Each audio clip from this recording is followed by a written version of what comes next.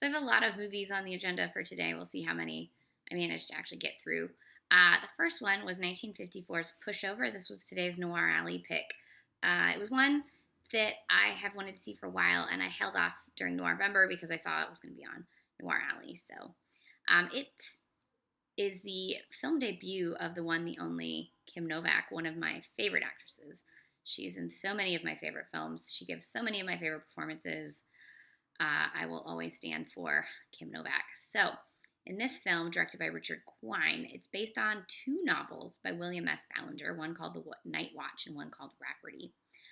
In this amalgamation, you have Fred MacMurray as a relatively good guy, police officer, who is following a woman played by Kim Novak, who is the girlfriend or ex-girlfriend of a bank robber. The film begins with like 5 minutes of the bank robbing sequence all silently done. It's brilliant visual storytelling. MacMurray messes with her car in order to then pick her up. It is suggested very heavily that they get it on because her car is broken, and he becomes infatuated with her. You find out he's a police officer, and you're like, this is not Stakeout. You should probably not be sleeping with the woman you're supposed to be watching, but you know. So eventually he gets sort of under her spell, and she's like, we could work together and kill my ex-boyfriend and take the money and run. And he's like, I could do that, but I'm a cop. And also, I'm supposed to have the power here. But then, he gives in because every man can't always gives in to the femme fatale. And so they plot to take this money. And then there are foils in the guise of a scrub cop named Patty, who's so close to getting his pension, who may be a screw up, but he's also a good dude, and he's not going to let MacMurray, go bad. And two, MacMurray's partner, who's played by, I already forget who plays his partner, Philip Carey, who is also on the Stakeout and has fallen for a nurse who lives next door to Kim Novak, played by Dorothy Malone. This is pre-Written on the Wind Dorothy Malone, so she's still playing mousy good girls. We all know that once she shifted over to playing sexy bad girls, we were in real good Malone territory. She's still great in this and wears a really beautiful black choker that I felt as a 90s girl in my soul.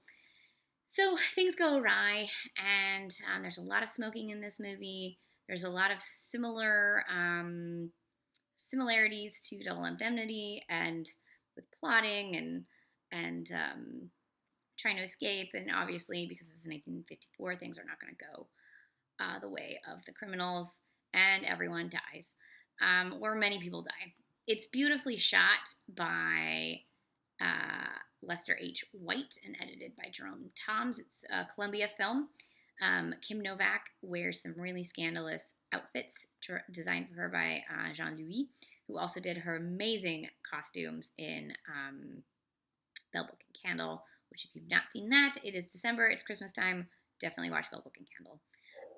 This is a good, seedy, hard-boiled, good cop gone bad movie, and it's a precursor of things like Stakeout, which I mentioned, which is a movie I've seen many times, and if you ever want to discuss the merits of Stakeout, I am here for that, because I have watched that movie maybe more. There's few movies I've watched as often as Stakeout. It was one of my childhood movies, so yes it was. This is 1954's Pushover. I also recommend, after you watch the movie, not before, to go and read the Wikipedia entry for it, because it's like a novel. It's so beautifully, terribly written. I applaud whoever took the time to write it.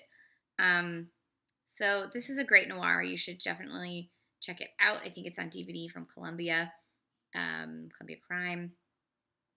It's 1954's Pushover from Richard Quine, starring Fred MacMurray and introducing us to the one, the only Ms. Kim Novak.